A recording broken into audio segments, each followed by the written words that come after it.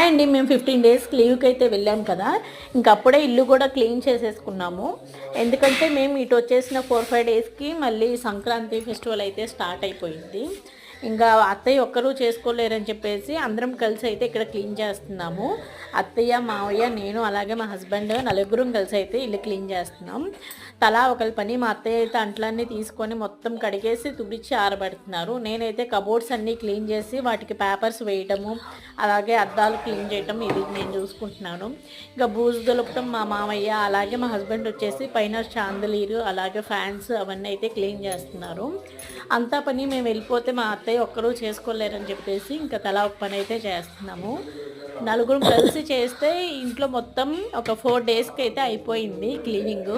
ఇంకా బెడ్రూమ్స్ అవి మొత్తం కూడా క్లీన్ చేసేసాము. ఇక్కడ ఏంటంటే మా ఇంట్లో ఎక్కువ వుడ్ వర్క్ ఎక్కువగా ఉంటుంది. సో ప్రతిదీ నీట్గా క్లీన్ చేసుకోవాలి, లేదంటే దుమ్ము